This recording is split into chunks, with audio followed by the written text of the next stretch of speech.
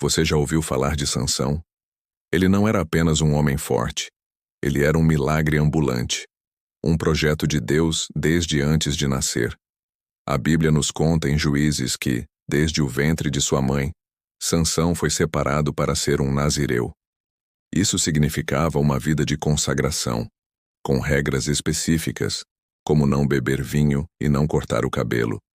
Mas o mais importante não era o cabelo, e sim o que ele representava, sua aliança com Deus. A força de Sansão não vinha de músculos ou de um treinamento intenso. Ela era um dom sobrenatural, uma manifestação do Espírito do Senhor que vinha sobre ele. Imaginem só a cena. Sansão, sozinho, enfrentando um leão feroz e o rasgando ao meio com as próprias mãos. Ou quando ele arrancou os portões da cidade de Gaza e os carregou montanha acima. Não era uma exibição de poder humano. Era a prova viva do que Deus pode fazer através de alguém que se entrega a Ele. Enquanto Sansão mantinha seu voto, enquanto se lembrava que sua força era um empréstimo divino, ele era invencível. Nenhum exército, nenhuma arma forjada contra ele podia prosperar. Ele era a resposta de Deus contra a opressão dos filisteus sobre Israel. A força dele era um sinal para o povo de que Deus não os havia abandonado. O versículo em Juízes 13 diz que o Espírito do Senhor começou a agir nele, mostrando que cada ato heróico era, na verdade, um ato de Deus. Mas a história de Sansão, como a de muitos de nós, tem uma virada. O ponto de inflexão muitas vezes não é um grande exército inimigo, mas uma distração sutil que entra em nossa vida. E para Sansão, essa distração tinha um nome: Dalila. A Bíblia a descreve como uma mulher do vale de Soreque. Para os filisteus, ela era a arma secreta que eles precisavam. Eles não conseguiram derrotar Sansão no campo de batalha, então decidiram atacá-lo onde ele era vulnerável, em seu coração. Eles ofereceram a Dalila uma fortuna para que ela descobrisse o segredo da força de Sansão. E ela aceitou. Dalila era bonita, inteligente e, acima de tudo, persistente. Ela usou o afeto, a sedução e a insistência para minar as defesas de Sansão. Ela não o atacou com uma espada, mas com palavras doces e uma pergunta repetitiva: "Conte-me o segredo da sua grande força." A história de Sansão e Dalila é um alerta poderoso sobre como as distrações podem nos desviar do nosso propósito. Quantas vezes nós também, mesmo sabendo qual é o caminho certo, permitimos que algo ou alguém nos tire do foco? Não é sempre uma grande crise que nos derruba. Às vezes, é uma série de pequenas concessões, de colocar nosso coração, nosso tempo e nossa energia no lugar errado, longe de Deus. Sansão começou a brincar com o perigo, revelando meias-verdades, sem perceber que estava abrindo a porta para sua própria queda. No começo, Sansão tratou tudo como uma brincadeira. 3 vezes Dalila perguntou, e 3 vezes ele mentiu sobre a fonte de sua força. Primeiro ele disse que se fosse amarrado com 7 cordas de arco novas, ficaria fraco. Dalila fez isso.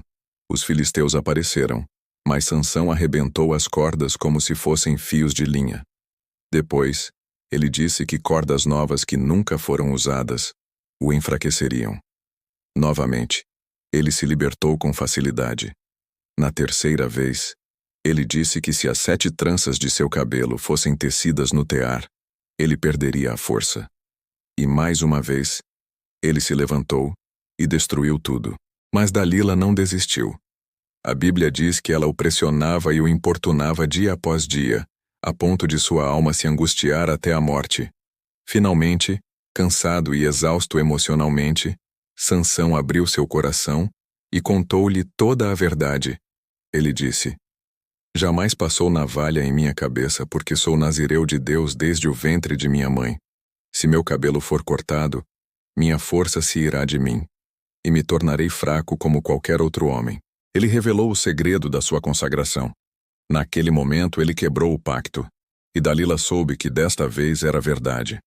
Naquela noite, enquanto Sansão dormia no colo dela, a traição se consumou. Dalila aproveitou que Sansão dormia e cortou as 7 tranças de seu cabelo. O texto bíblico é profundo e doloroso. Quando Dalila gritou: "Os filisteus vêm sobre ti, Sansão", ele acordou e pensou que se libertaria como das outras vezes. Mas o versículo em Juízes 16:20 nos diz algo terrível. Ele não sabia que o Senhor o tinha deixado. A força não estava no cabelo em si, mas na obediência e na conexão com Deus que o cabelo simbolizava. Ao permitir que fosse cortado, ele quebrou o último elo de seu voto. Naquele instante, ele era apenas um homem comum. O corte mais doloroso não foi o do cabelo, mas o corte da conexão com a presença de Deus. E então, ele foi capturado, seus olhos foram vazados, e ele se tornou um escravo, moendo grãos na prisão, motivo de zombaria para seus inimigos. A imagem de Sansão, cego e acorrentado, é uma das mais tristes da Bíblia. O homem que libertava Israel agora era um prisioneiro. Aquele que via o poder de Deus em ação, agora vivia na escuridão. Mas é exatamente aqui, no fundo do poço, que a história de Sansão nos ensina sobre a maior força de todas, a força do arrependimento. Mesmo na prisão, humilhado e derrotado, algo começou a mudar. O cabelo de Sansão começou a crescer novamente. E mais importante, seu coração começou a se voltar para Deus. Ele se lembrou de quem era e de quem Deus era. Os filisteus decidiram fazer uma grande festa para comemorar a captura de Sansão e oferecer um sacrifício ao seu deus Dagon. Eles trouxeram Sansão para o templo para que pudessem zombar dele. O lugar estava lotado, com milhares de pessoas no telhado e no interior. E ali, no meio da humilhação, Sansão fez sua última oração. Ele pediu ao jovem que o guiava para que o colocasse entre as duas colunas principais que sustentavam o templo. E ele orou: "Ó soberano Senhor, lembra-te de mim. Ó Deus, por favor, dá-me força só mais uma vez." Essa não era mais uma oração de um herói arrogante. Era o clamor de um homem quebrado, que reconhecia sua total dependência de Deus. E Deus ouviu. Deus, em sua infinita misericórdia, respondeu. Sansão colocou as mãos nas duas colunas, empurrou com toda a força que Deus lhe deu naquele momento e gritou: "Que eu morra com os filisteus." O templo desabou, matando todos que estavam ali, incluindo o próprio Sansão. A Bíblia diz que ele matou mais pessoas em sua morte do que em toda a sua vida. Aquele que parecia derrotado encontrou sua maior vitória não com músculos, mas com um coração arrependido e uma fé renovada. A jornada de Sansão é um espelho para as nossas próprias vidas. Talvez hoje você se sinta como Sansão na prisão.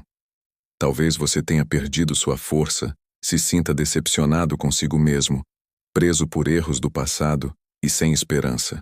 Talvez você sinta que sua conexão com Deus foi cortada e que a escuridão tomou conta. Mas a mensagem final da vida de Sansão é de uma esperança inabalável. Deus não desistiu dele, e ele também não desiste de você. Não importa o quão baixo você tenha caído, não importa o quão longe você se sinta. Deus ainda acredita em você. Ele está esperando pelo seu clamor, pela sua oração de arrependimento. Sempre há tempo para recomeçar. Sempre há uma chance de se reconectar. A força que vem de Deus nunca se esgota permanentemente. Ela apenas precisa ser despertada novamente através da humildade, do arrependimento e da fé. Como diz em Êxodo 15:2, "O Senhor é a minha força e o meu cântico. Ele é a minha salvação." Sua história não precisa terminar na prisão. Como Sansão, você pode clamar a Deus e pedir: "Senhor, lembra-te de mim." E Ele vai se lembrar. Ele vai te dar força mais uma vez. Obrigado por assistir. Se esta mensagem tocou seu coração, compartilhe com alguém que precisa ouvi-la e se inscreva no canal Semente de Fé para mais reflexões como esta. Fique com Deus.